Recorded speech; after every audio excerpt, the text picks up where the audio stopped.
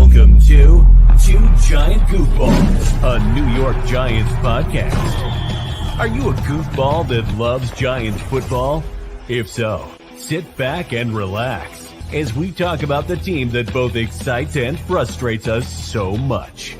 And now, here are your goofball hosts, Drew and Rob. Welcome, fellow goofballs, to Two Giant Goofballs, New York Giants podcast. I am Drew, joined as always by... I'm me, Rob. And boy, do we have an action-packed show for you today. We do. This is actually what I've been looking forward to. So we've gone through, we've given our reviews on all the offensive players, or offensive, because they are offensive. I was about to say they're very offensive. Yeah. But we haven't done the defense yet, but we thought let's take a break here because we want to go over for you guys all of the available quarterbacks coming up this offseason. We're not talking draft. This is not Cam Ward, Shedeur Sanders. Like, I know everybody wants to talk about those guys, but we're here to talk about the veterans, the guys going to be on the streets here, or potentially with their moving bags packed and ready to go at that point. Because listen, guys, no matter what happens, we don't have a single freaking quarterback on this roster right now. Now, the Giants have already said they're going to pick up Tommy DeVito again for the season. So he's going to be at least in for camp. We'll see what happens long term, but he'll at least be there for camp according to their plans. But that still means we need at least two more quarterbacks. And what happens if all of a sudden we're picking at 3 and Ward and Sanders are gone? It means we need to look at veterans. And you can't wait till after the draft to do that. No. So you're going to have to pick a free agent up or two, and then hope a quarterback lands to you in this draft. So, like I said, we're going to go over guys who are going to be free agents, guys who are going to be available for trade, and guys who are going to be potentially, cut by the current team that they're on. Now, the trade and cut part, obviously, a little bit of conjecture on that. We're guessing here to a certain degree, but we're making educated guesses. We'll call it educated guesses. Edumacations. I got my education. So before we go into that, we do got a little bit of Giants news to go over with you guys here. We always try to give you everything going on. I think the first story is probably my favorite one here. So silly. Because we've been looking for someone within the Giants organization to publicly shame this organization for everything that's going on. And I think we might have found it here in Michael Strahan, because he definitely took a not so subtle shot at the Giants organization this weekend during the Fox NFL coverage when he said, "Thank you, New York Giants, because you let McKinney go and you let Barkley go. Well done." And then had an extremely sarcastic grin at the camera. Yeah, it was bad. Love it. Throw the shade at him, Mike. Yeah. Throw the shade. Because someone needs to. We know that none of the people in the Giants organization is going to talk like that publicly. We know that nobody that's a journalist that doesn't work for a large brand that can't get booted out of the locker room is not going to say that. But we're going to, like I said, we're going to enjoy the fact that a guy who is a Giants legend and is still in the building quite often, even if he doesn't have a specific title with the Giants, he still has a lot of pull in that building. 100%. For him to do that publicly says a lot. And maybe I'm reading too much behind the lines here, or between the lines, but I feel like this is Michael Strahan saying, no, I don't like the way things are going. And I don't like the way the Giants are handling stuff lately. And he's not going to do a blatant, like, oh my God, I hate what's going on with the Giants. Like, that's not his style. He'll do that behind closed doors. Yeah. But for him to say and do anything is a big thing, because he doesn't typically do that, as most Giants don't. Most Giants know point blank that the Giants ownership group doesn't want people to publicly say anything contrary to what they say. They don't. You look at the guys who were outspoken about things going on at the organization. They don't tend to get invited very often. No. Look at Tiki. Classic example. I mean, you don't get me wrong, he still comes back for things, but he's not back often. And you can make the case he's the best running back to ever put that jersey on. it's a very strong case to make. Yeah, it really. I mean, besides the fact he's the career rushing yards leader. Yeah. I mean, beyond that, even. I mean, because again, if the guy hadn't retired early, he'd probably be a Hall of Famer right now, but he still should be. But Michael Strahan doesn't typically do that. Michael Strahan's a very calculated person, and I don't say that in a bad way. He's a very calculated, intelligent person, is what I mean. Like, he knows how to get the point across without making a massive scene. Yes. The Giants beat writers, content creators like us, we'll pick it up. We'll talk about it. But this isn't going to be national news. No. Well, it's also not national TV. But that was national TV, though. I was to say, we're not national TV. No, but I'm saying, like, national news, though, is not going to pick it up because it wasn't that much of a shade thing.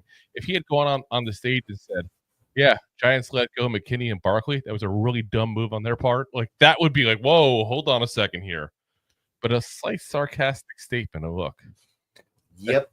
Enough to call attention without making it a massive scene. Like I said, very calculated on Michael Strahan's part. I mean, what else would you expect from the guy who went from being a defensive end to host of Good Morning America? I mean, that's quite the career shift. Seriously. Yeah. I give the guy credit for what he does, post outside of the NFL. Post NFL career. Most people, that's their peak. He's more popular than ever. Yeah. Doesn't happen very often. I mean, there's not a lot of NFL players that retire and have such a successful career outside. And he was very successful inside the NFL. Yeah. I mean, NFL single season sack leader when he retired, a Super Bowl, multiple Pro Bowls and All Pros and all that kind of stuff. But yeah, bigger than ever. So, but again, kudos to him for speaking out. Much on behalf of all the fans. So I hate making it seem like I speak for all of the fans, but all of the fans. For those fans who agree with me, I'll speak up and say, thank you, Michael Strahan, for being a voice of reason, and thank you for calling them out publicly, but in a mature, respectful way, because that's what'll get the response. So let's talk about another topic that there's been some not so mature things coming out of it, basically. And that's Malik Nabers cheering on the Washington Commanders in Tampa. And people were a little bit up in arms of this to a certain degree. So there's a content creator on X, Twitter, whatever the hell you want to call it. X gonna give it to you. Billy Tinkle, which first off, I was like, wait, really? Tinkle? But I guess, I don't know. I tried looking him up. I never heard of this guy before, but I saw Giants people like crazy, flipping out about this whole thing. But he's apparently a bigger deal as far as Washington Commanders content creators. He put out a thing saying Giants fans got to be sick. Their wide receiver one traveled to watch a division rivals playoff game and then cheered when they won. LMFAOO. Now, he also put a video up, which is actually the video that Nabers put up on TikTok when it was going live at that point, talking about it. Guys, if you're pissed off about that, I'm sorry. You need better things to go on in your life than yeah. There's something wrong here with y'all, because here's what you got to remember. Many of us, obviously, if you're watching this, assume you're a Giants fan, or at least are curious what's going on with the Giants at the very least. Giants fans are raised to root Giants. Malik Nabers was probably not a Giant fan a year ago. Malik Nabers was catching touchdown passes from Jayden Daniels a year ago. That trumps any loyalty he has to the team because the team's out of it. Now, if he was rooting for the Commanders when the Giants were playing them, that's a completely separate thing. Yeah, big time.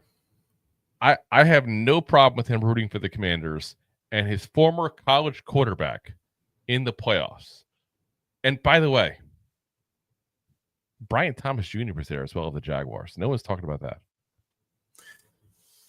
Yeah, you know more than I would about that because I'm not, down in Florida. But I'm saying as far as him being there down in Tampa, he was in Tampa with Nabers watching the game happen. No one's talking about that stuff.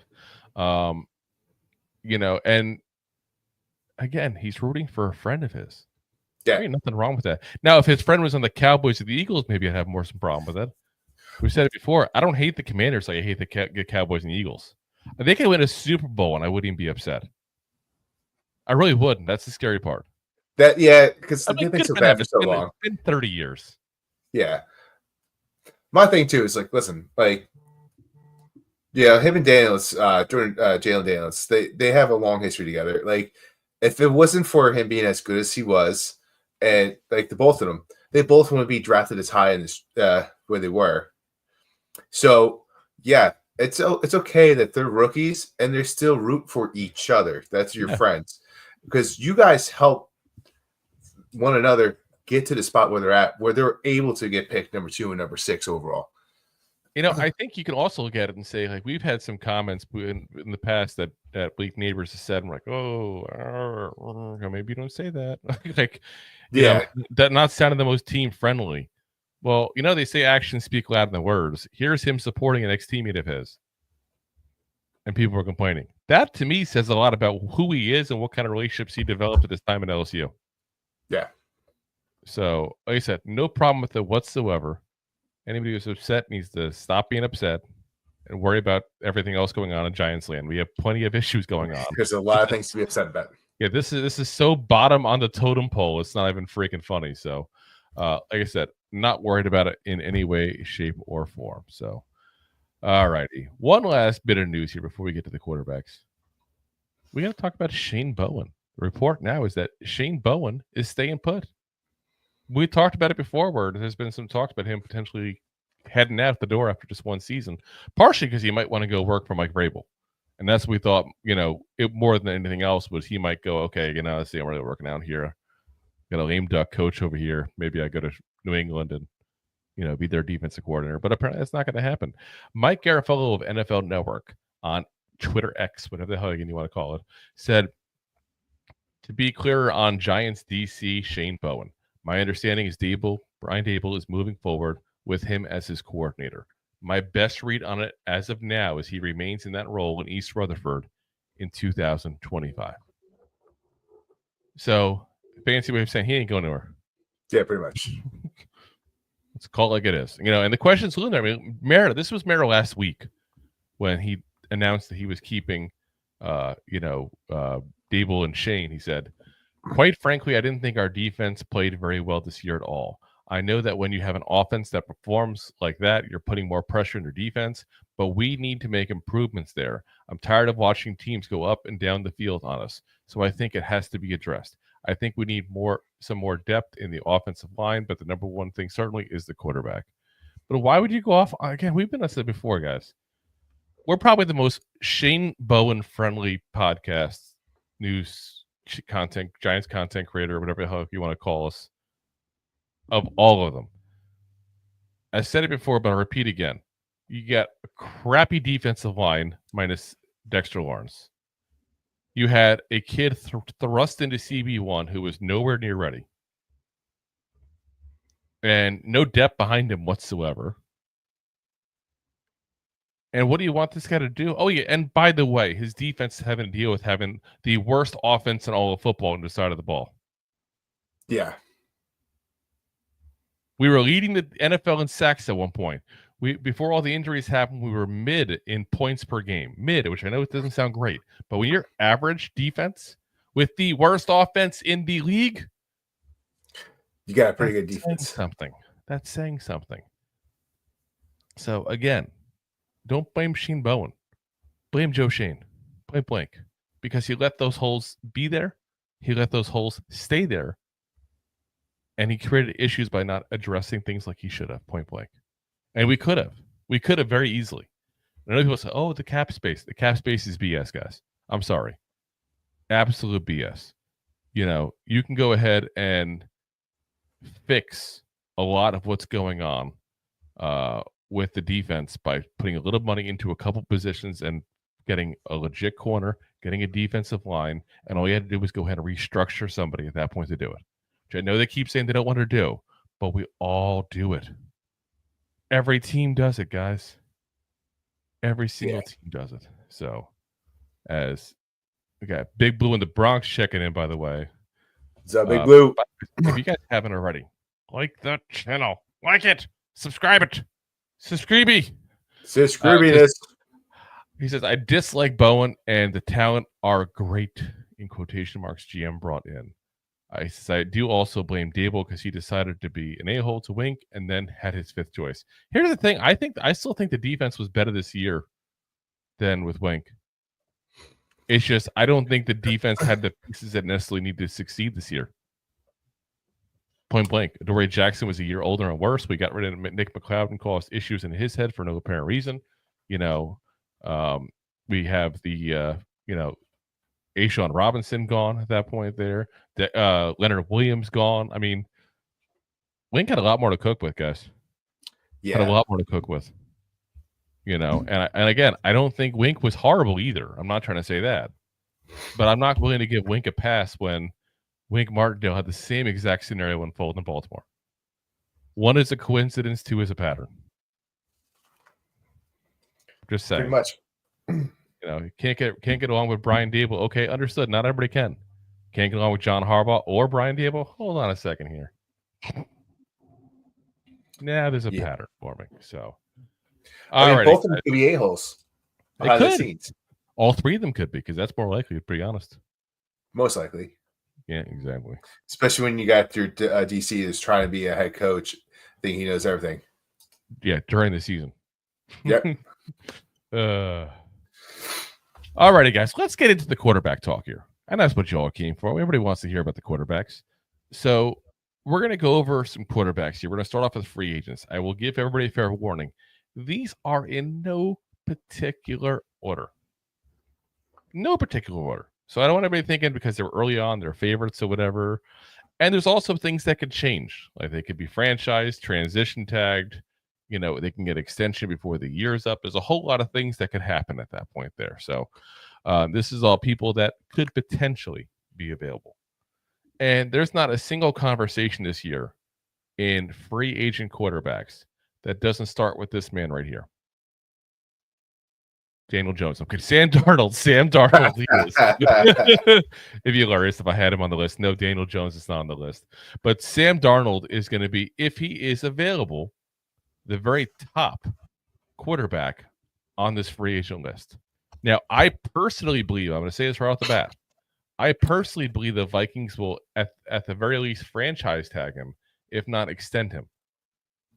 And I think that's the case. I mean, he looks like he's fighting ghosts in the backfield, but currently. But yeah, I do think they take a shot again, because when was the last time the Vikings were this good? And when was the last time the quarterback Viking looked this good? Been a couple of years ago, version of Kirk Cousins, who might be on this list later on down the line. Dun. Foreshadowing. But it's and Sam Darnold's still young, guys. He's going to be 28 next year, which is horrible because I feel bad because if he was a running back, he's towards the end of his career. Yeah. Yeah. He's just getting to his prime. But yeah, I mean, all fairness, that is the prime for a quarterback. You figure prime for a quarterback is that 28 to 32 kind of age range, So again, 28 he'll be next year. This year, 17 games, all starts, 66.2 completion percentage, 4,319 yards, 35 touchdowns, 12 interceptions. And the big thing first off is, will Minnesota even let him hit the open market? Again, I don't think so. I don't see how you let a guy like that hit the open market, especially when your rookie quarterback has now had multiple surgeries trying to fix this issue. I would never let a guy out the building that I know can at least be competent in your offense. Extend that bridge. Yep. Now, let's say hypothetically they don't do that. He does hit the open market. There's a couple of key questions I think that go into it with Sam Darnold. One, besides the money. Yeah. One, can he replicate this season? Or is this a fluke? Because there's plenty of people that have had a good year and then go back to being poop. Just saying. It happens. He could be the Jeremy Lin of the Minnesota Vikings here. The Kevin Moss, the Shane Spencer. I see what you did there. It does happen. So I got to question that. And the other question with that is, can he succeed outside of Minnesota's system? That was exactly what I was about to say, because you put Sam, he played for the Jets, looked like poop. Played for the Panthers, didn't look so hot. Yeah. So now, after being in the league for 7 years, now he looks like an all-star quarterback, top 10. Yeah. Yeah, it's not, like I said, it's not looking good, that's for sure. And I'm not watching the game live that's going on as we're recording this. You got the Vikings and Rams going, but the Rams are shellacking the Vikings right now. Yep, 17-3. That's not going to help his case for getting a big contract, that's for sure. That's 100% for sure. So, but like I said, I don't think he can, to be very frank with you guys. I think he's in an offensive-friendly system, schemed out by an offensive head coach, not one that pretends to be like our head coach, an actual offensive head coach. He has Justin Jefferson. He has Jordan Addison. He has T.J. Hawkinson. And he has a good offensive line. And let's not forget about Aaron Jones, who's a pretty solid running back. Damn straight. That's what I'm saying. I don't think there's a lot of people that would not succeed in that system. I mean, you can make the case. Look how bad Kirk Cousins looked this year for the Falcons. Just 2 years ago, he was looking really good with the Vikings, wasn't he? Until the playoffs, of course, but It's kind of like what's happening right now. Yeah. So, again, you got to think, is part of the magic what's going on there in Minnesota? And I do. Listen, I'm not against getting a guy like Sam Darnold here in the Giants, but I'm against paying what it would take to get Sam Darnold here in the Giants. Yeah. Like, if you told me point blank, okay, we're going to get Sam Darnold here. We're going to pay him $25 million a year on a 3-year contract. Done. Let's get it done. There's no way in hell that's going to happen. There you go. Look, 45. Yeah. Like, it's absolutely ridiculous here. Let's see. We do have a couple comments on Darnold. John says, about time to put Daniel Jones in the Vikings game. Darnold's being Darnold again. Deb says, boys, Sam has not handled the pressure of the playoffs. That includes last week, which wasn't officially a playoff game, but might as well have been for all intents and purposes. John says, nope, not at all. Can't wait until much longer. Got to switch them if he's allowed to put him in. Then he says, they just sat Darnold again, put Jones in. LOL. Chris Peace off X says, Sam Darnold's 2024 is Daniel Jones's 2022. Yeah, I can see that, but at the same point, he put up a whole lot better numbers than Daniel Jones did, but he's also had a whole lot better weapons. So that's the thing. Yeah, that's what you're looking at. And then Deb says, Sam cannot handle pressure. As John says, I'm telling you, Daniel Jones could do good here. Put him in. And he says, sorry, sacked again, not set. Like I said, not my cup of tea. Personally, because I don't think he's the long-term answer, and I think he's going to want to pay like a long-term answer. And I don't blame him on that because he's thinking somebody's going to pay him. But again, if I'm the Vikings, I'm gonna franchise tag him. I'm gonna give JJ a shot to get healthy, and I'm gonna kick the can down the road and worry about it then. Yeah, that's about right. Yeah. So next up, guys, we have another bigger name out there now, and that's Russell Wilson. Let's ride. Let's ride. The Giants have been rumored to be a Russell Wilson destination now for years. There was rumors that the Giants were interested in him when he was being traded to the Denver Broncos. There was the visit Russell Wilson had with the Giants organization before he signed with the Steelers. There's been things there, and there's all kinds of rumors that he would want to sign with the Giants because his wife obviously is Sierra, and being in LA or New York is very good for her business, obviously. Not exactly a big hip-hop scene in Pittsburgh. Just doesn't seem like it.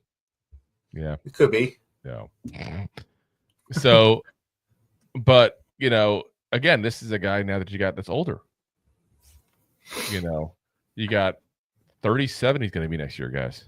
37. I know he still looks 25 because he still looks like a kid. It's ridiculous. Whatever. It's amazing. Whoever his plastic surgeon is, sign me up. What skin cream is he using? 37, like I said. So 11 games on the season, 11 starts. 63.7 completion percentage, 2,482 yards, 16 touchdowns, and 4 interceptions. Now, we got questions on all these guys. The questions for Russell Wilson. First off, what does he have left in the tank? 37 years old, guys. A lot of people are looking to retire at that point. Yeah. And he didn't look so hot playing for Broncos, and where they literally like sucked up money to get rid of him to get Bo Nix. Yes. Though I think he played better that second year with Denver. 100% I think it's more of a matter if they just want to move on in general. I feel like as long as he didn't play MVP style, they were going to get rid of him. I think Sean Payton from the get-go was like, we're going to get rid of him immediately. That was a Payton thing, I think. Because the first year, that wasn't a problem. They get Sean Payton. All of a sudden, that's a problem. Yeah. So, the other question is, will the Steelers use the franchise tag on him? Or would they use the transitional tag? Now, if they use the transitional tag, they give him 1 year, $35 million, and first right of refusal on any contract that he signs long-term. It also locks up $35 million in your cap space, though. Pro and a con. Yeah. Pretty much guarantees you get him. I don't think anybody's going to pay him $35 million. But it also guarantees you could be paying $35 million for him. I don't think they'll do it for that reason alone. Russell Wilson is not worth $35 million, folks. I don't think so. Now, here's the other part of that. You need to know somebody in that Pittsburgh system, that Pittsburgh, building. And don't get me wrong, the Giants do. The Maras and the Rooneys are literally connected by marriage. But what you got to know is, how is Russell Wilson with Justin Fields? Because I need to know how he is as a mentor. Because at 37, that's what you are. You are a 1 or 2 year stopgap guy getting your last couple of years in the NFL. Yep. That's it. That's your job. Your job is to mentor the young guy.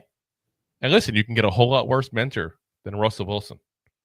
Multiple Pro Bowler, 2-time Super Bowl appearance, at least. 1-time winner, should have been 2 if they just ran the damn ball. And that, unfortunately, that play's going to haunt him his whole career. But it's like, this is a guy who's had. Listen, if you told me right now that we're going to draft a guy and you guarantee me the career that Russell Wilson had, sign me up. Yeah, I mean, how can you be upset about it? Like, so, can he be a mentor and can he help someone else develop into that type of quarterback? That's the question, and we're not going to know that. We're not going to be able to answer that here in the show. Only people that can answer that are people that actually worked with him and know him well. Now, you've heard bad things about him was in Denver. There was a lot of bad going around about him, and I think part of it was, to be very frank, I think a smear campaign by the Sean Payton people. Because you never heard a damn thing until Sean Payton got out of there. As soon as Sean Payton came in their office, they're like, oh, hold on. He's got his own office. He has his own parking space. He does this. He does that. And blah, blah, blah, blah, blah. And everything they could possibly to smear him. Well, I thought that happened the first year. No, so in between the first and second year, once they hired Sean Payton, that's when that stuff came out. They did not talk about that the first year. Now, it happened the first year, supposedly, that he had his own office and blah, blah, blah, because that was in his contract. But nobody talked about it. Nobody complained about it. Yeah. Until year 2, when Sean Payton came in. I'm just saying, that's my own personal opinion, is that I have no proof other than pure conjecture on my part. But I think Sean Payton did a masterful media hit piece on him in the offseason and wanted to sway public opinion. He knew what he was going to do right off the bat. So, like I said, we'll have to see in Russell Wilson. If I do get him, like I said, that's what he is. He's a bridge quarterback for a year or 2, and that's it. And you better have that bridge go somewhere, or else you're going to be in a lot of trouble in a year or 2.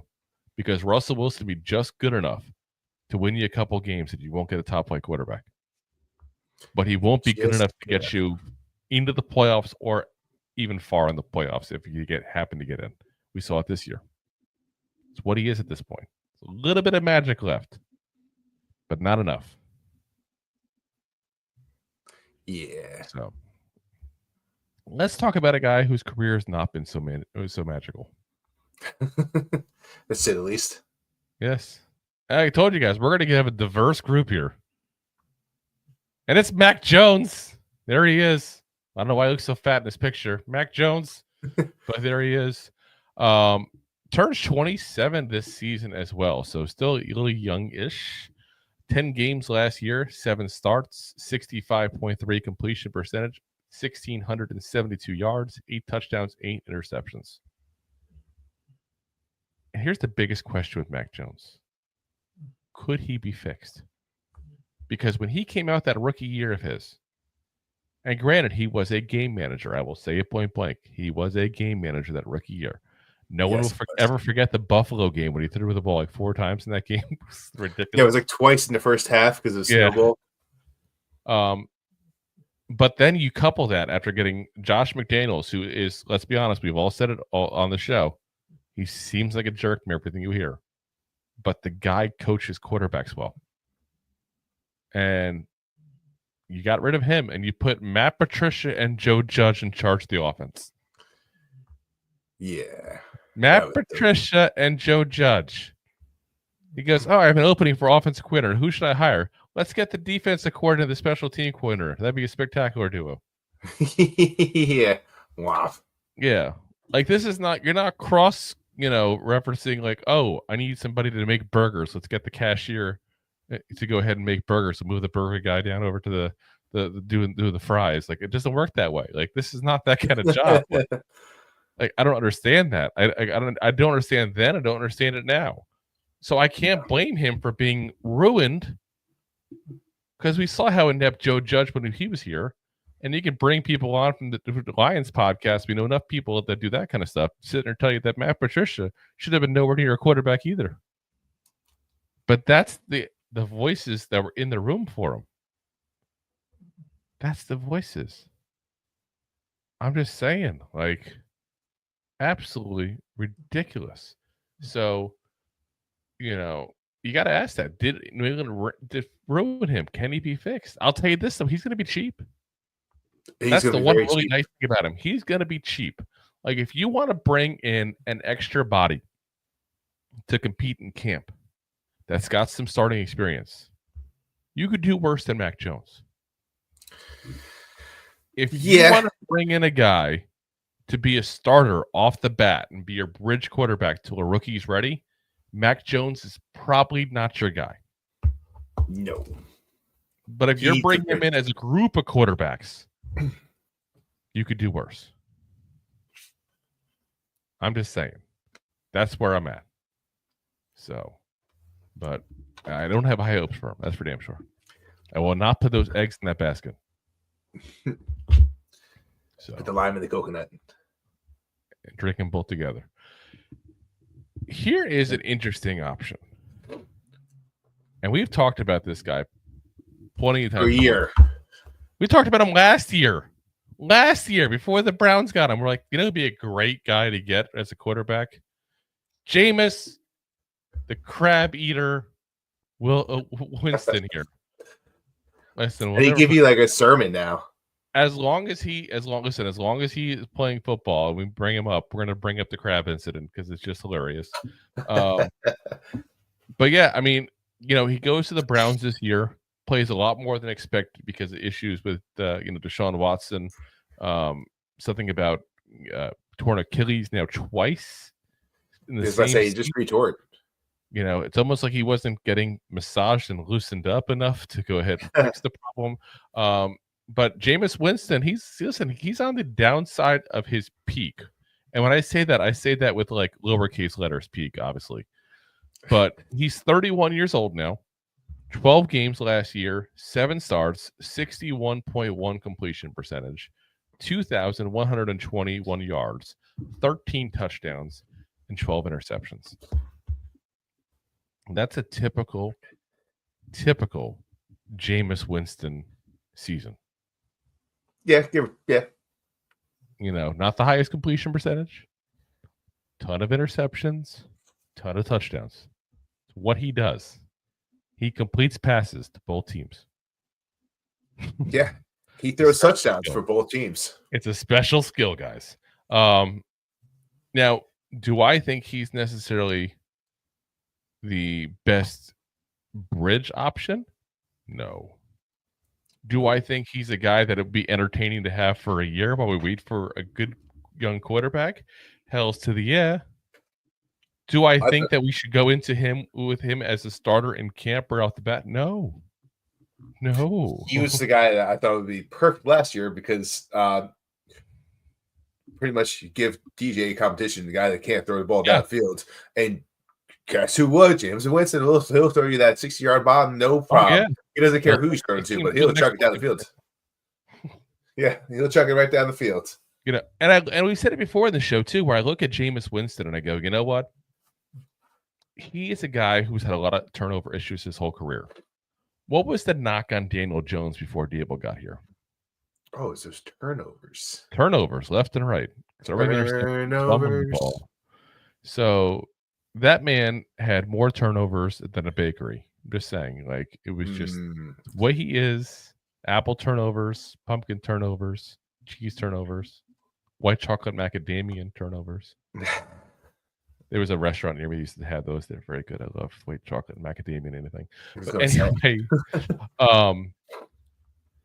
if he was responsible for that, and I don't know who was. Listen, guys, I always say that point blank. Like, we love to give everything credit-wise to the head coach because he's the boss. He kind of gets all the credit or the blame depending on how things are going.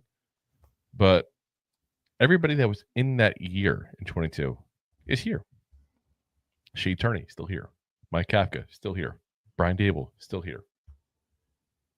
If the coaching staff was what helped fix Daniel Jones's fumbling issues, interception issues, at least for 22, because obviously, wasn't the greatest the last 2 years, but that's the staff that fixed it. Can they fix Jameis Winston for a little while to give us time to buy some time so we're not forced into getting a quarterback that's just not ready or one that's not ever going to be ready? This isn't a great draft for quarterbacks, guys. It's not. I know you guys hate hearing it, but it's the truth. Like, we're trying to force things like Will Howard and Jackson Dart. It's not a great draft quarterback. Not. So you can do worse than a guy like Jameis Winston. And like I said, he if you hypothetically fix the turnovers, he's a guy you could have for 2-3 years. Yeah, that's about right.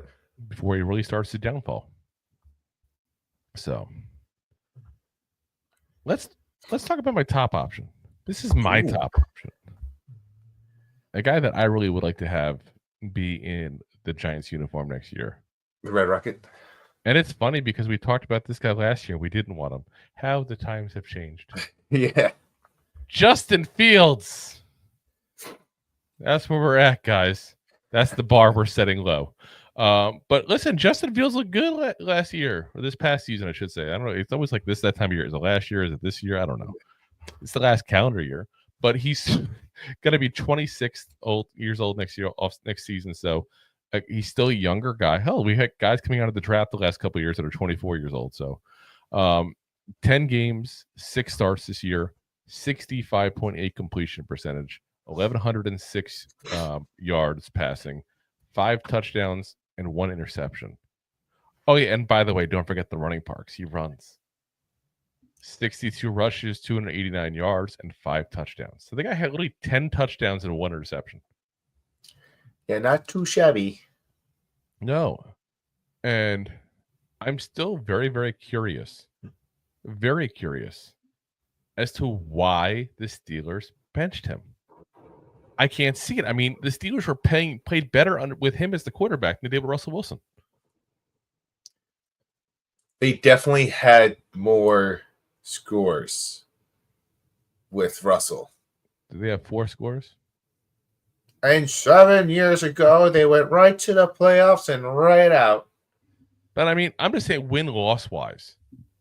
Like that's where I'm at here. So like, he did better than Russell Wilson because his stats are better. Their win-loss record was better. I mean, he was 4-2 as a starter. That's not bad. No. I think we would be very, very happy to be 4-2, right? Like, am I wrong here, guys? 4 wins just sounds nice. Just to remember what winning feels like. Yeah. By the way, Russell Wilson, 6-5. So they're basically an average team with Russell Wilson. They won 2/3 of their games with Justin Fields. Yeah, and that's also kind of unfair because the month of December was really bad for the Steelers, and they played some strong competition. Yeah. So, because before December, I think they had 3 losses in December, and they against the Ravens. They lost like the last 3 games in a row. Yeah. Let's see. Justin Fields. I'm curious, who do you play against to see those stats? Let's see. So, ignoring the other stuff like the Ravens and the Browns, he came in for a little bit. Played against the Falcons. Played against the Broncos, the Chargers, the Colts, the Cowboys, and the Raiders. By the way, the Raiders were his worst game. It's funny. That's not bad. I mean, they're wrong. They're not all good teams. The Falcons, though, not a horrible team. Broncos, team has played very well in defense this year. Chargers, we are talking about Harbaugh and defense and all that kind of stuff. Cowboys, this was before the Cowboys injury started. And the Raiders, that, they're bad. They have Max Crosby at least, but they're bad. I feel like that's everybody says about the Raiders now. They have Max Crosby. Yeah. Well, what I'll say is the last 4 games they lost, which they started Russell, and they played the Eagles, the Ravens, the Chiefs, and then the Bengals in that matchup. So, there were some legit teams. Oh, yeah. No, I'm not saying otherwise, but I'm just saying it's not like he was playing scrubs is what I'm getting at. Yeah, I understand what you're saying. I'm just saying, when you get – yeah. You're saying 6-5, but you take away that last month, he was 6-1. I get it. And the queen of ball should be the king, but got testes. It happens. Yeah. Well, that's why there's a king. All right, let's talk about another guy here that has been a kind of a career backup, lower end starter basically his career, and that's what you're looking at when you look at these kind of roles, guys. Top end starters will not be available. Breaking news. Yeah. Joe Burrow, Mahomes, Josh Allen, they're not coming out. They're going to be staying with the same teams next year. It's crazy, I know. What do you mean? So the guy we got here is Marcus Mariota, who, point blank, could do worse. You really could do worse. And I know it's horrible to say because he's not really been a top flight quarterback, but he's a guy that won't lose you a lot of games either. Turns 32 next year. 3 games this year, through 33 completions with 44 attempts. That's a 77.3 completion percentage. And had 4 touchdowns with no interceptions. That's not bad, guys. I feel like most of us would take that in a heartbeat. And I think part of the problem I run into with this is that, I look at a guy like Marcus Mariota. Again, not a good player. Not. Point blank. But he's the below average quarterback, but he's not a horrible quarterback. Our bar has been set so low that below average. Below average. That just sounds so bad. No, it's not pure poop. This sounds okay. But again, Marcus Mariota is the guy that you're not counting on for the whole season if you get him. If you get him, it's as a mentor. It's as a guy to go ahead and be insurance in the at the position. He's a guy to go ahead and be a guy maybe that you start for a couple of games before you start a young guy. He is not there to be your full-time starter, point blank. And if you think that's the plan going into it, then you're going to be in trouble. But like I said, as a bridge, you can do worse. You could do worse. Yeah. So just like the next guy. Exactly. Mason Rudolph. 101. I think this is the first time I ever saw Mason Rudolph, by the way, without his helmet on. I couldn't even tell you. He could have walked down the street. I wouldn't even know what it looked like. Turns 30 years old next season. I can't believe that. I feel like he's been playing for 40 years now. Go back to the Steelers days. I feel like we've been talking about Mason Rudolph since the dawn of time. Yeah, I've seen him with his helmet off when he got concussed playing with the Steelers. Oh, touche. And yeah, he looked like a deer in headlights then. 30. Yeah. Rightfully so. He still does. 8 games this year, 5 starts, 146 of 228, 64 completion percentage, 1,530 yards, 9 touchdowns, 9 interceptions. Guys, this is, to me, is like a last-ditch effort. Yeah. If we get Mason Rudolph, that's because we have no other options. So, like, it could be worse. Trying to get Mason Rudolph. It could be worse. I'm not trying to say he's the bottom. Like, we're not including the bottom guys. You know, we're used to those guys. But Daniel Jones on the list. I'm not even saying that. Daniel Jones, I'd put Daniel Jones above Mason Rudolph, if I'm being honest. Yeah, I would. So, but here's a guy that's got starting experience, that at least won't embarrass himself. And if you need a guy for a couple of games because of injury, you need a guy for, start for half the season because you don't want to, just throw the rookie out there.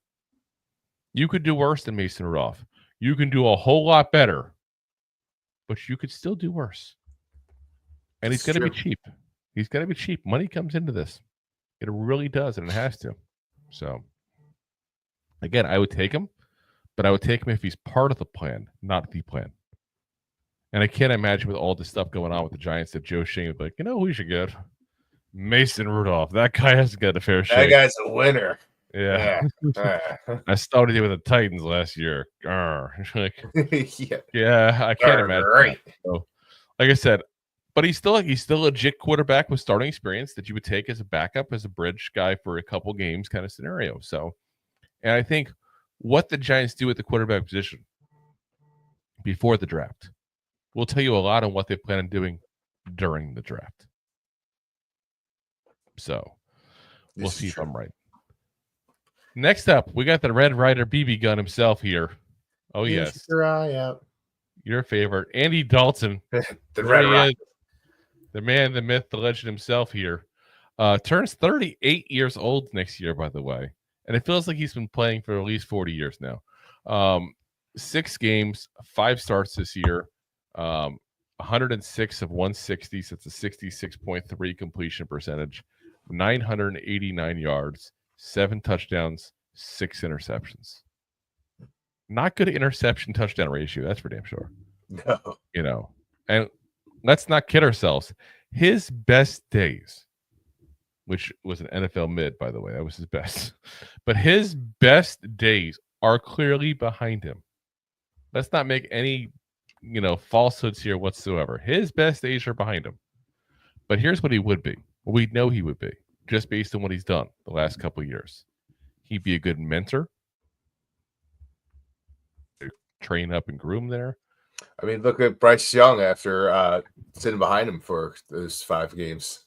Well, that actually gets the Dave Canales, the head coach, but yeah, who knows? I don't pretend to follow the Panthers. Even Panthers fans don't follow the Panthers. So, just saying.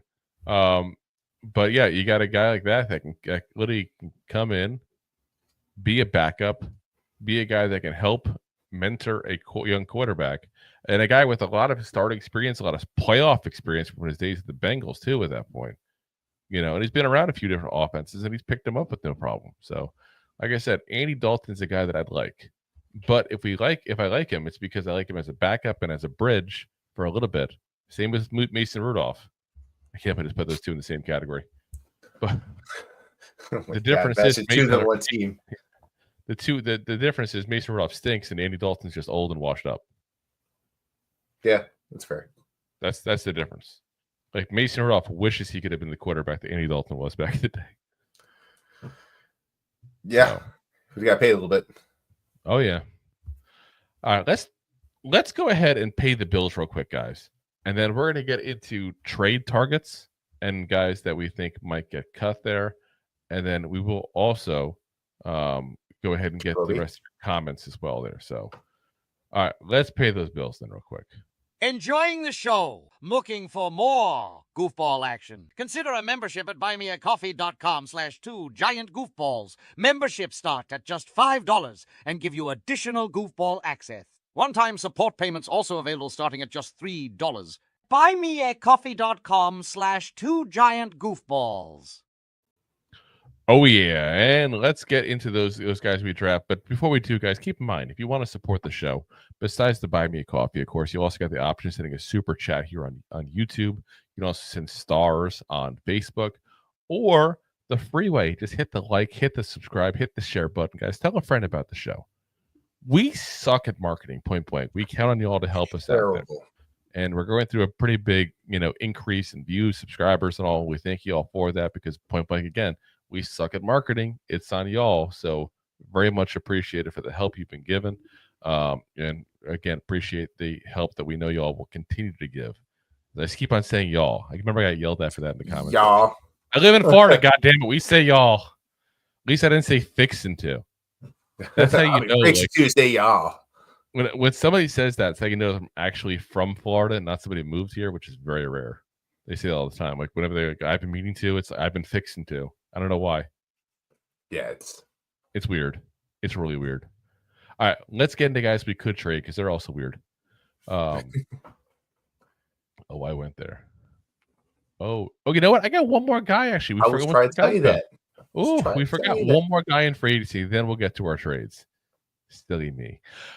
Jacoby Brissett. I know why we could have almost forgotten Jacoby Brissett, but still, let's not do it. That's going to say. Turns 33 years old next year. 8 games, 5 starts, 95 of 161 with a 59% completion percentage, 856 yards, 2 touchdowns, 1 interception. Can we say last option? Yeah, that's last option, right? Like you've exhausted every other avenue you got, and you're like, I guess I'll bring Jacoby Brissett in. Yeah, he's up there with Rudolph to me. He's like, I honestly think if I had to pick between the two, I'd be torn, and I might pick Mason Rudolph. It's a tough one. I just don't want to be in that position. I just don't want to be in that position where we have to choose. I don't either, but imagine we are. Like you, gun to your head, you got to pick one. Jacoby Brissett or Mason Rudolph. Who are you going with? Oh, I guess I have to go with Jacoby. Yeah, see, that's what I'm saying. And it's that, yeah. It's that kind of like closeness there. And yeah, I don't like I said, I don't want anything to do with Jacoby Brissett. I just gotta bring him up because he's a guy that people are gonna talk about because he has been a bridge quarterback for the last 30 years, it feels like. Like he goes to places that don't have a quarterback or got a young quarterback, same as he did last year with the Patriots. He started a few games, then they put Drake May in, and he was pretty much never heard from again. That's his role. And if you're a team like the Giants that may pick somebody in the draft, maybe that's a role that you like. Because he's not going to play good enough. You know that already. He's not going to play good enough to take the job away from the rookie. This is true. But I'm telling you right now, I want nothing to do with him whatsoever. No. I'm good. God, good. That offense was so inept when he started until May took over. Yes. So that's what I'm saying. I'm good. Let's talk about the guys we can trade for now that I've caught up since I shot my load a little early and did the bills there before I should. Usually I forget to pay the bills. This time we just paid the bills early. But let's talk about the guys we could trade for. And the first one may sound a little familiar to you guys because he's a former Giant. That's what I say, former Giant. Former Giant. Geno Smith. Geno Smith in the hit down. Smith himself. There he is. Now he's going to turn 35 next year, guys. So he's also getting a little up there in age there. Keep in mind, he didn't play a lot for a few years. He doesn't quite have the mileage of a usual 35-year-old starting quarterback, but still 35 is 35. 17. He hasn't got punched in a while either. Yeah, not yet. 17 games, 17 starts, 70.4 completion percentage. That's pretty damn high. 4,320 yards, 21 touchdowns, and 15 interceptions. Had a down year for him last year. For at least what he's done the last couple of years in Seattle, I should say. True. And I feel like you got to ask the question, was last year and his interceptions especially a fluke? Or is he losing a little bit in his arm? Because that does happen, guys. Like you see it all the time with guys right in the late 30s, all of a sudden just snap and they can't throw like they used to. I can't snap my fingers, so I'm just making motions. Yeah. I'm not talented like that. I can't make fart noises with my hand, though. Oh, there you go. Yes, no one else can do that. That's what we're reduced to in the show. But you got to ask the question, like, is he losing a little bit of oomph, so to speak, in his throw? And is that what's making them maybe a little more lame duck and making interceptions there? Or was it just a bad year? I got to ask that question. Because it's possible. It's really possible. So, you also got to ask the question. We talked about it when we talked about Sam Darnold. He's in a great damn system for success for wide receivers. He's got Jackson Smith-Njigba, who's just, I still think he's got more room to grow, this kid. We think the world of him. We said that when we got drafted. We were extremely jealous of the Seattle Seahawks for getting Jackson Smith-Njigba and Devin Witherspoon, who we thought were two of the best non-QBs in that draft. And yep, we've been proven right in that so far. But you got him. You got DK Metcalf, who's just a freaking beast. You got Tyler Lockett, who is not quite as good as he used to be in some respect, but he's also been relegated to the third receiver, and he's still got like 800 yards so like I got to look at his exact stats there, but he's still a good receiver in this system. And he's also surrounded by talent. No offense. Yeah, and that's what I'm saying. Like he's number 3 now. He's not, and he's also 32 years old. 600 yards he had. But still, for a third receiver, 600 yards, that's not bad. Yeah. I think most teams would take that as a third receiver. Yeah. So you take that talent away. Is he still good? I don't know. Yeah. How much longer can he play at the level he's playing at even? I was going to say, you take that talent away from him and then you put him on a team without talent. Can he make the magic happen? I don't think so. Probably not. And that's why, honestly, I respect Geno. And I never thought I'd say that a couple years ago. But I really do respect Geno for what he did. He went to a scenario as a starting quarterback after the Russell Wilson trade. Everybody was mocking him like crazy and mocking the Seahawks like crazy of what they did. And it looked like freaking geniuses afterwards. And Geno Smith 100%. Revived his career and had his best years with Seattle. And here's a guy now, though, that, again, because it happened so late for him, he's now 35 years old. And do you really want a guy who's going to be 35 next year and try to rebuild around with him? You can't. He's too old to rebuild around. Yeah. So by the time you're rebuilding, you'd be sending him off to a senior home. Exactly. But if you're telling me I can get him for a year or two, maybe. And the other question is if they trade him, because then this is a trade candidate kind of question. He's got one more year in his contract next year. And there's been rumors they might trade him. How much is it going to cost the Giants? How much would you be willing to give up for Geno Smith? Because I wouldn't give up much. It's a tricky question because, he's going to get paid. Well, he's already getting paid. That's the thing. You got one more year. Let's say there's no extension. You're just getting him. You figure it out at the end of the year. I was just talking about a couple draft picks. That to be later on. And that's what I'm kind of getting at. Like, would you give up? I wouldn't give up anything over a 4th pick or maybe 4th round pick. Yeah. Probably as high as I would go. And even then, I'd be like, maybe a 3rd. I wouldn't go anywhere near a 3rd pick for him. I don't think he's going to be good. I really don't. Yeah. I think you take him out of that situation with those receivers, and I just don't think he looks nearly as good personally. And cap number wise, his cap number for the Giants would be $31 million. With the Seattle Seahawks, they're saving $13.5 million by trading or cutting him. They can cut him as well, technically. So he could be potentially a free agent if they go that route. But I don't see why somebody wouldn't give something for him. Yeah. I don't see them cutting him. No, and that's what I'm saying. I think somebody would give something for him.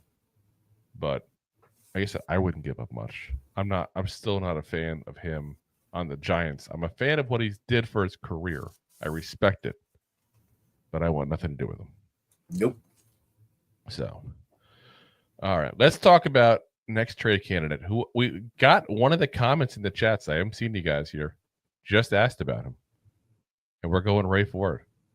with Joe Milton III here, who's been a big topic here ever since that game against the Buffalo Bills.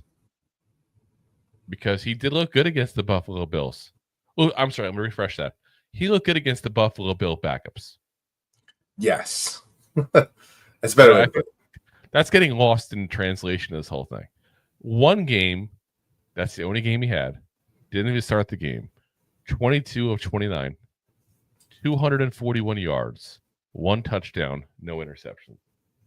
Ran the ball a lot too, by the way, but not for a whole lot of yards. There's a ton of questions with this guy. First off, I have to say this. Why the hell? This is going to be twofold. Part one, why the hell would the Patriots trade away a guy who's cheap under team control for the next couple of years when they're probably getting rid of Jacoby Brissett? They won't. Probably not. All people thinking he's going to be traded. Well, no, not unless you give up something significant. Number two, if you're a team like the Giants and you're Joe Schoen, you put down your peanut butter and jelly sandwich and you say to yourself, I could have just drafted this guy in the 5th round last year, and I didn't. Why would I give up anything more now? 100%. Like I said, this has been a very popular thing people are talking about. Of like, oh, should we trade for him? Like, let's trade for him. Like, no. It's not going to happen. And I'm sorry, again, one good game against backups is not enough to excite me and change my opinion on a quarterback. And I'm kind of shocked that people are acting like he's like going to be like an amazing player after one game against backups.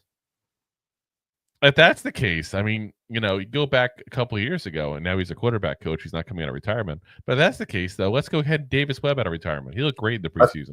I was going to say, Davis Webb, the king of the third strings. Yeah. Like, I'm just not convinced. Now, could he develop into a backup in this league? That's possible. But you know what it is, too? There was a lot of guys who liked him coming out of college. And in their minds, he was a guy who you can develop into a quarterback, and they just want to validate that. I feel like now. And we all do that to ourselves. Like, we have an opinion. We do look for anything we can to validate and prove it being true. Yeah, pretty much. Not that good. Not that good, guys. I'm sorry. Like, I'm not trying to be negative about it, but I hope I'm wrong for the guy. I know I'm not rooting against him, obviously. But what would it cost the Giants? And what would he be willing to give up? Because I'm telling you right now, if I'm trading for him, I ain't giving up much of anything. You want a 5th round pick?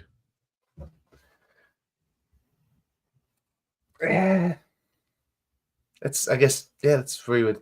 You got him in the 6th round last year for the Patriots. So, like, you want to give up a 5th round pick to get him?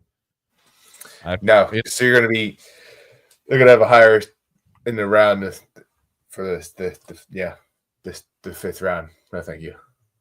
I don't think it's worth it for either team at that point. So, to me, that's a no-go. That's a no-fly zone. No planes. No. No. Oh, no. No. Here's another guy that kind of falls in that same category as a trade candidate. And a guy we've talked about in the show numerous times, too. You were a fan of him coming out of the draft. Hendon Hooker. Listen, Yeah. Listen, sometimes you just need a good hooker, and that's what Hendon Hooker could be. So, again, to refresh everybody the story of him. So he was coming out of college, Tennessee, same year that Jalen Hyatt went off. This was his quarterback. He was looked at as a guy who was going to be potentially a 2nd, maybe 3rd round quarterback with kind of like a Jackson Dart this year. Like not the top guy, but a guy that you go, maybe I can develop him. Not that the play style is different, but I mean that kind of, mentality there. So towards the end of the year, he tears his ACL. And yeah, that's the end of that because he didn't play that in first year at all. The Lions did put in a 3rd round pick for him. And I think they kind of thought of him as insurance if Jared Goff didn't succeed. And who's been playing he has definitely succeeded. So now here's the difference, because a lot of what I said about Joe Milton can be said here. You could sit there and say, okay, well, here's a guy who doesn't have a lot of experience at all in the NFL. 3 games this year he played in, by the way, 6 completions on 9 attempts, 62 yards. Wouldn't exactly say it's a great resume.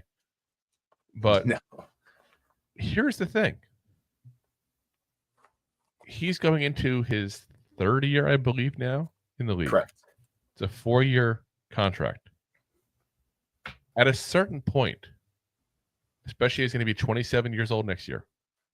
At a certain point, if you are the Lions, it's a good move within the players to say, you know what, Hendon Hooker, we're going to give you a chance to go somewhere else and be a quarterback because we got our guy here. Otherwise, you stay here another 2 years, you're a backup for 2 more years. Yeah. And maybe someone takes a shot at him. You know, I don't know the Giants' interest in him before the injury. No, I don't know that part of it. But I feel like this is a situation where if you can get a guy cheap, you get his 3rd round pick he was back then. I don't know what you'd have to give up to get him. But again, I put him in the same ballpark as Joe Milton. I wouldn't give up much. I'd give up a 4th round pick for him. Yeah. I wouldn't even give a 3rd round that they took him for because he's now 2 years into it. And the biggest red flag I have with him is the Lions just signed Teddy Bridgewater for the playoffs. I'm sorry. If you have a lot of confidence in Hendon Hooker, you are not signing Teddy Bridgewater to be your backup. Not gonna. Flag. That's a huge flag for me. And like I said, so if I can get him cheap, like a 4th, 5th, maybe I take the shot. But I think he's a guy that just isn't going to be, personally. And because you don't even hear buzz. Like you still hear about, maybe you traded for Hendon Hooker, kind of like we're talking about now. But you don't hear NFL buzz like, oh, Hendon Hooker looks really great in practice. Hendon Hooker's doing this. Hendon Hooker's doing it's not that kind of build up. It's not. So just something tells me he ain't worth the hype and he ain't worth the cost at that point there for draft pick wise. Now, salary wise, he's well worth the cost. He'll only be $1 million for the Giants if they traded for him next year, 1.1 the year after. So really, really cheap. And maybe reuniting him and Jalen Hyatt gets the Jalen Hyatt magic going. I don't know. But I think both of them are just busts, to be honest. Most likely. The Lions are doing a very good job in keeping the media away from his works. So let's get into a guy that's not a bust. Guy went from a 4th round pick, second quarterback drafted by his own team that year, to having an extremely long career that will probably go in the Hall of Very Good.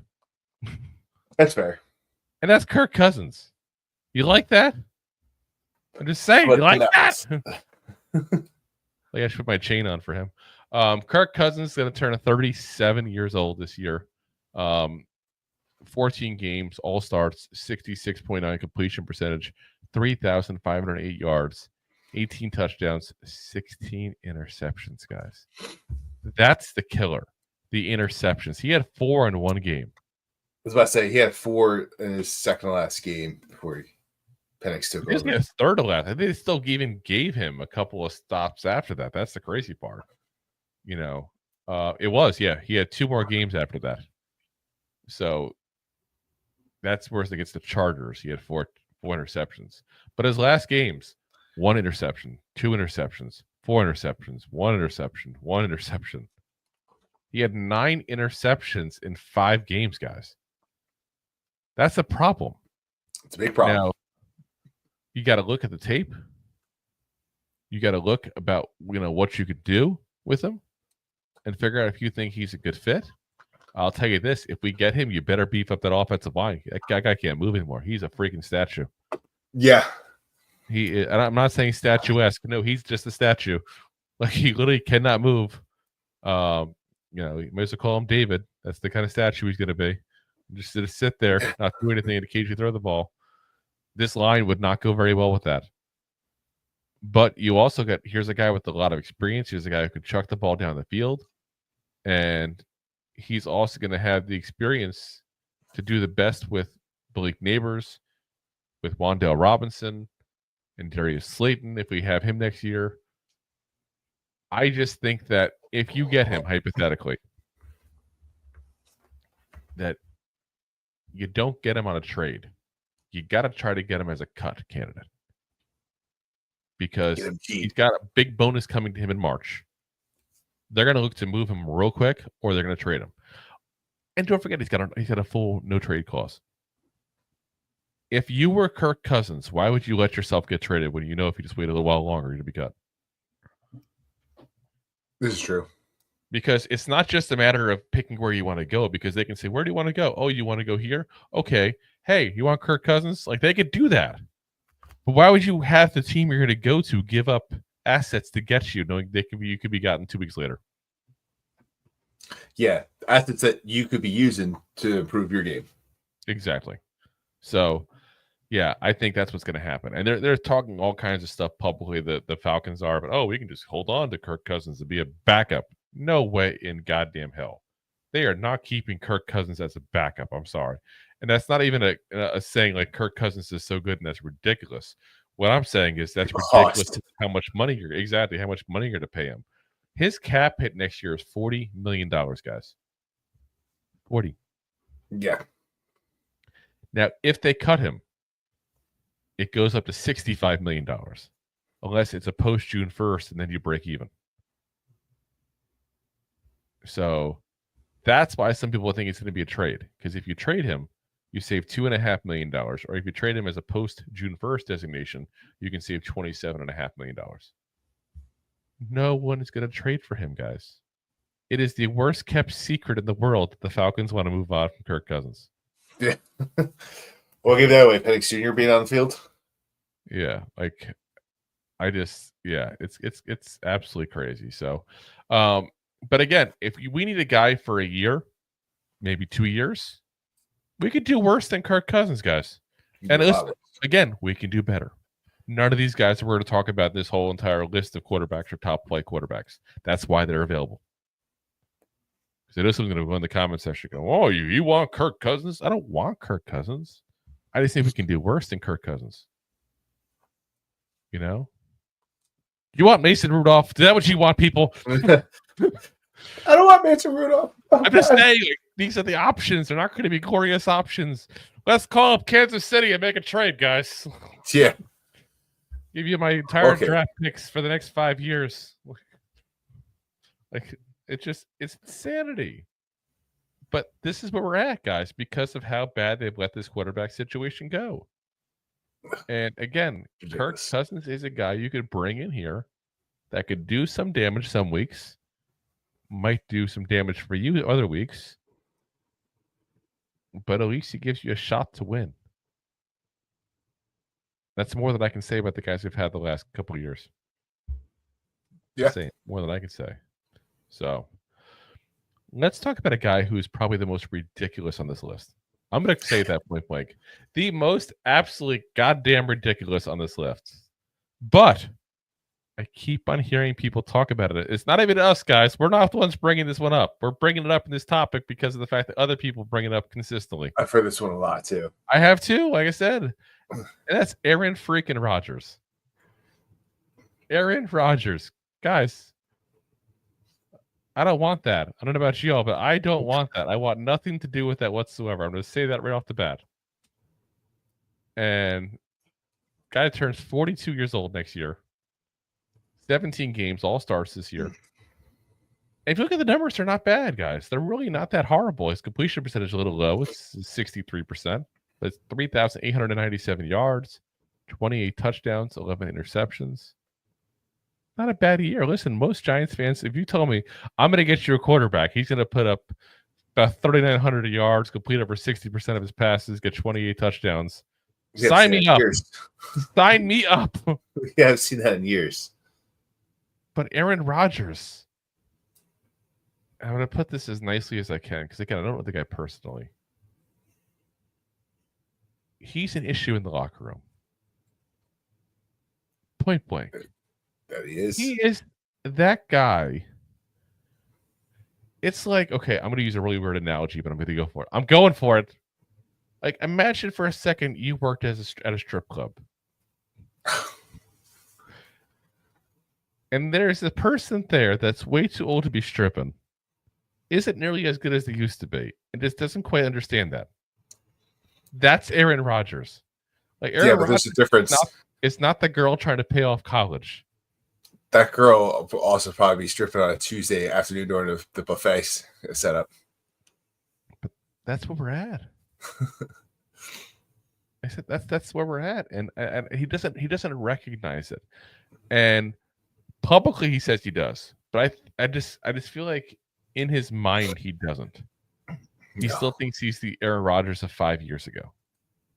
Like, you're 42, dude, and you haven't been the same since the Achilles injury, and I get it, and that's fine. Like, you're 42, I'm 42.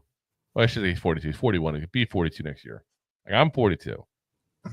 I get it. Like, your body hurts at that age. It's life. You know, and he has the opportunity to continue playing next year potentially.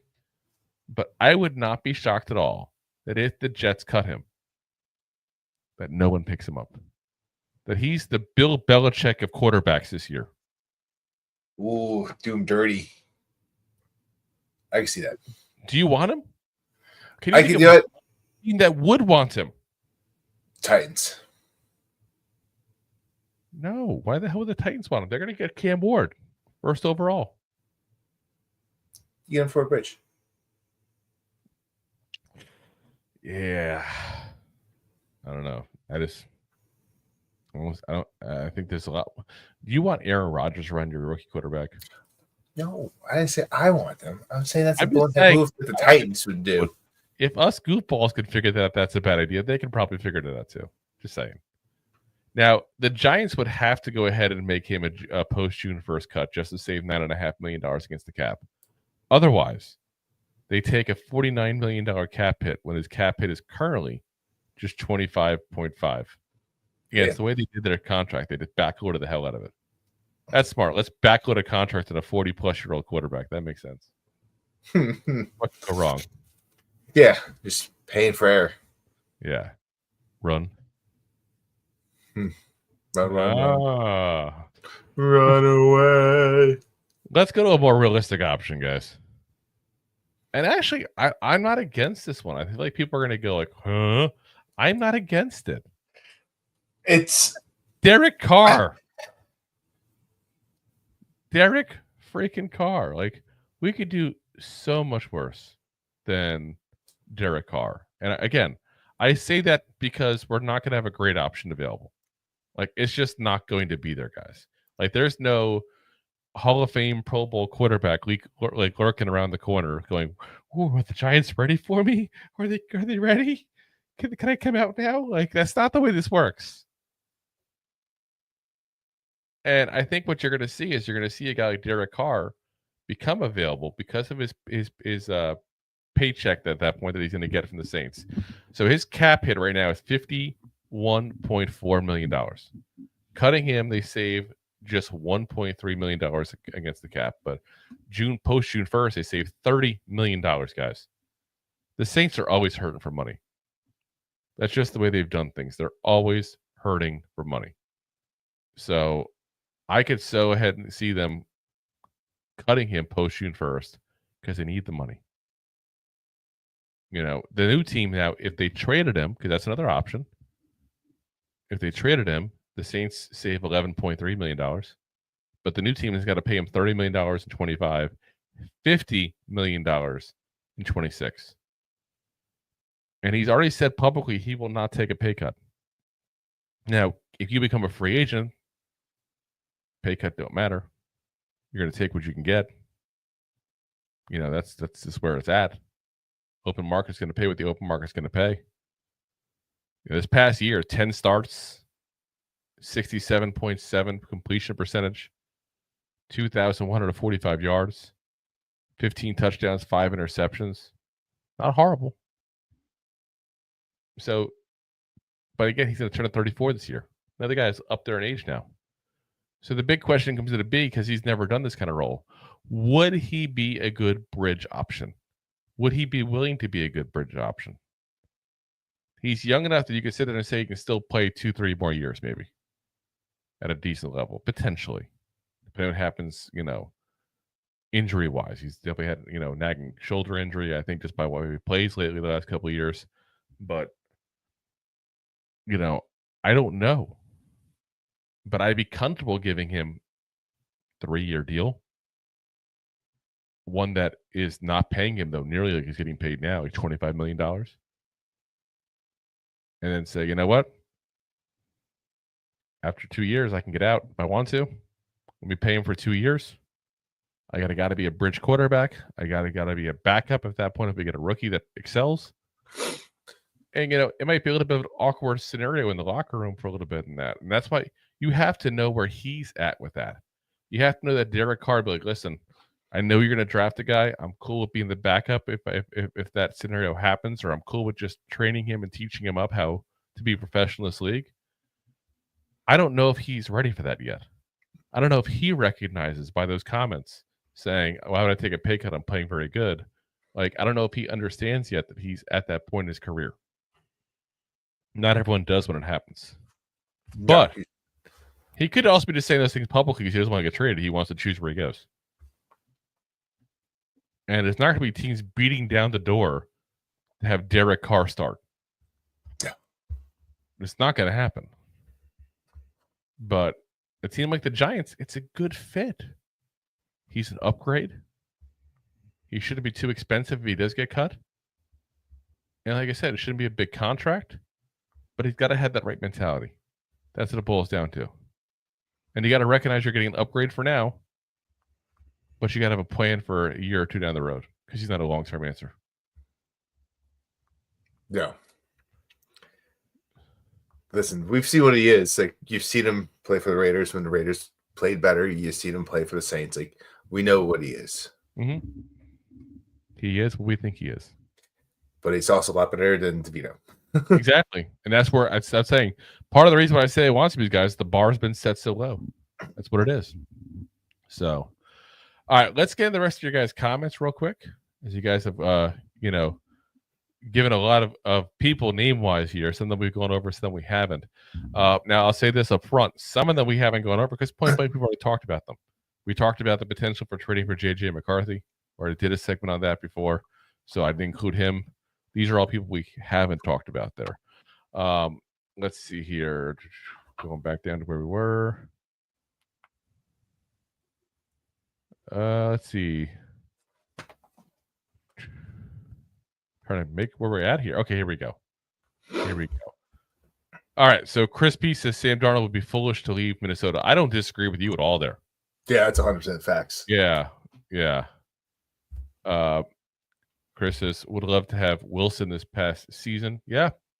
Either Wilson, either Zach or Russell I'll take this year. Let's be honest. Deb says, I'm biased. I don't like short quarterbacks. And again, his performance of late has not been good. Talking about Russell Wilson. John says, you're in the playoffs this year. Is your shot. Your quarterback isn't going to get done. Daniel is there. And if you show you the apprentice that can play good, you got to put him in. Can't have regrets. John just sticking up for his guy. And he says, as I said that, they just sacked Darnold again. Oh my gosh. And he says, and it was a fourth down of Vikings sides, the Rams in the 40, just ran 10 yards onto the 30. Chris says, no one named Jones should be allowed to be under center for the New York Giants. Talking about Mac Jones. John says, they just said the offense is vanilla. That's offensive, but I do like, it's offensive, but I do like Rocky Road ice cream. Rocky Road ice cream is good. John says, now, hold on. Where do you get? Let's get past the updates here. Chris says, "Give me Zach Wilson over Mac Jones." Yeah, I can see that. But he's under contract. I think Zach Wilson's still under contract next year. Spaz says this is a great opportunity to put in Danny Dimes. Oh gosh. Here we go. Let's see. Let's get past that. Let's see. Spaz says, let's sign Sam Darnold. Like I said, I don't want him, but I can see the allure. Let's see here. John says, no, he's seeing Ghost. John says, we need Shane Falco. Pain heals, stick scars, glory lasts forever. It doesn't matter who we get because Arch Manning isn't coming out next year, so we got at least till 2027. So we have to suck again. Or crazy thought, we just don't wait for a guy that we have no clue he's coming out of college and hope for the best. Yeah, I hate the whole tanking for Arch thing. Like I don't understand. There's a segment of Giants fans that want to do that. I think John's just messing. I don't think he's one of them, but it's like I keep seeing that. I'm like, really. We don't know when this kid's coming out. You want to keep on waiting forever? No, I want to start winning. John says, can you believe Adam's chapter just said there's mutual interest to have Deion Sanders as head coach? Shake my head. There's a lot of things right now with Deion. There's a lot of rumors to the Raiders. And then I heard the Raiders aren't interested, and it's just Deion Sanders trying to pump himself up there. Let's be honest, it could also be just Deion saying, hey, I want some more money. Let me pretend somebody else is interested and see if Cotterell throws me some extra dimes.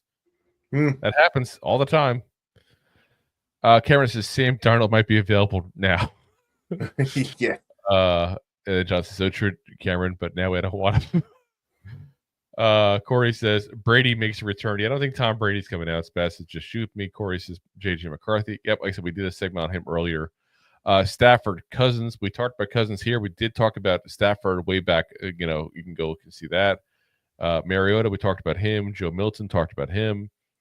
Corey says, by chance, Prescott? No, I don't think Dak Prescott will be available. I don't. And I don't think he's leaving. I think once he's done with the Cowboys, I think he's done. Yeah, he's made a buttload of money. Well, he'll probably go play somewhere. It's just I don't know.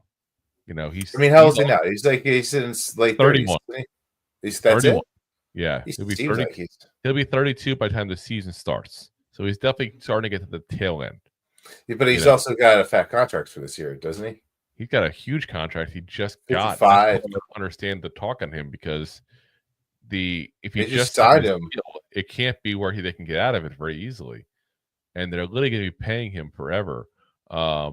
His cap number next year is $89.9 million. Oh my god! If they cut him, his cap space goes to $151 million. Oh my god, that's bad. And I need to get his agent. Now next year they could hypothetically start cutting him and saving some money.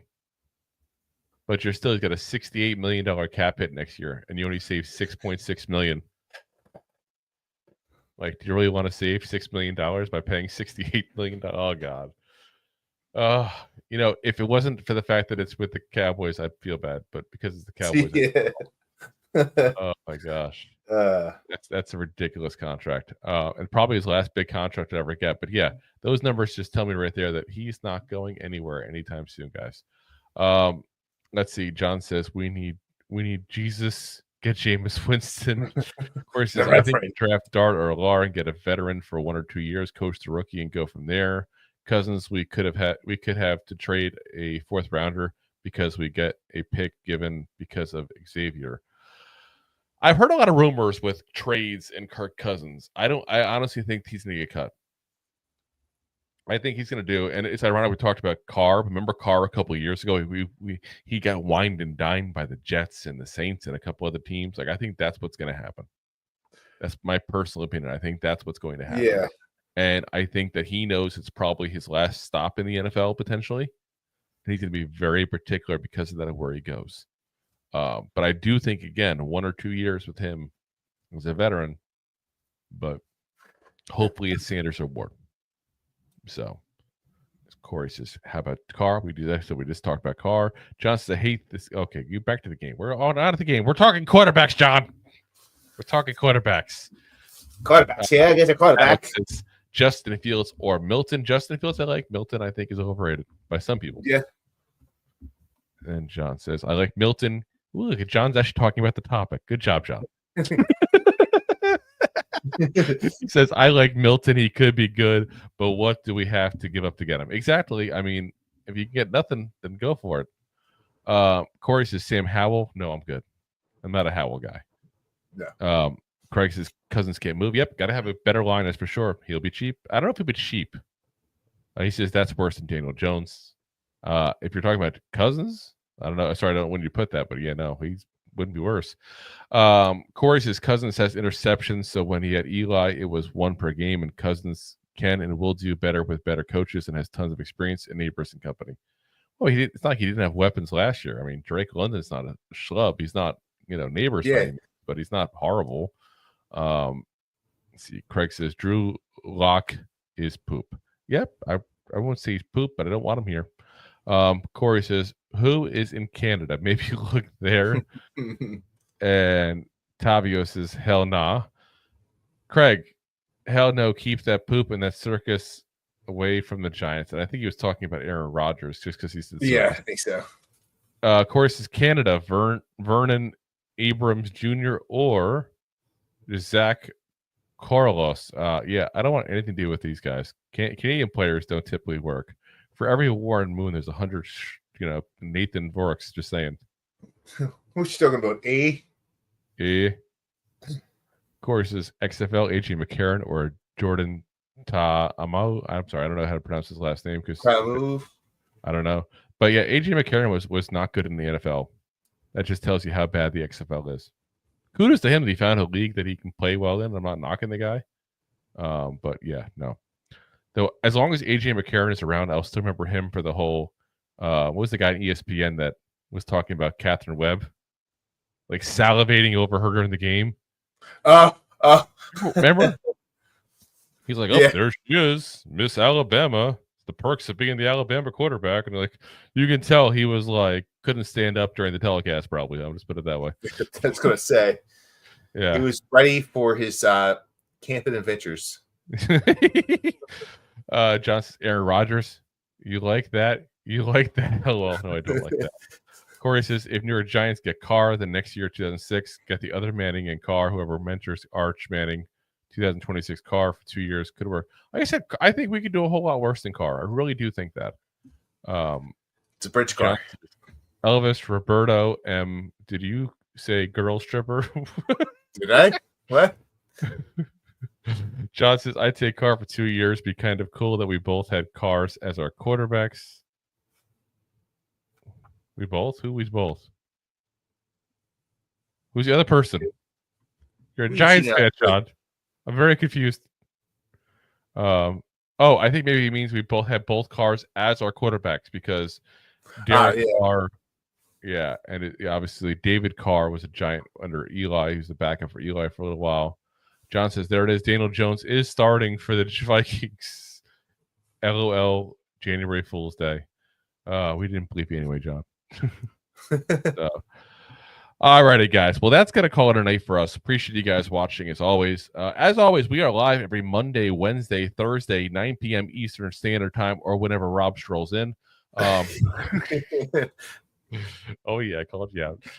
We are live on YouTube, Facebook, X, Twitch, and, of course, favorite, my LinkedIn page. Oh, yes. And, of course, as always, we're available the next day on all the audio podcast platforms. That's Apple, Spotify, iHeartRadio, Pandora, Amazon, all the big ones there. If you haven't already, hit that like, hit that subscribe. Like I said, hit it on multiple platforms. You know, if you're like me, I listen to some in the car. I watch some, while I'm doing stuff for this podcast, ironically enough. So, feel free to go ahead and hit like and subscribe on a bunch of them at that point. You have that option. There's no limit. There is no limit to the liking and subscribing. So, again, appreciate you guys that have. And appreciate you that are just watching even at that point. There's plenty of channels that I haven't hit the subscribe button. But now doing this, I feel bad and I hit it now. Like, I feel bad. I don't feel it. I should hit that. They're probably excited at home. Like, yeah, I got one. We got another one. Got another one.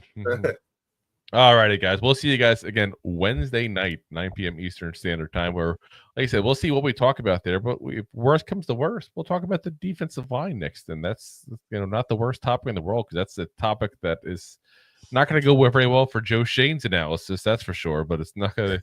It's a topic we got to talk about. We need to fix that line up. We need to see who's actually worth keeping around going forward. So join us, like I said, Wednesday. We'll see you guys then. And as always, Giant fans, go G. Thanks for listening to Two Giant Goofballs, a New York Giants podcast. We appreciate your support. Thanks so much. Please, I'm begging you. Please subscribe.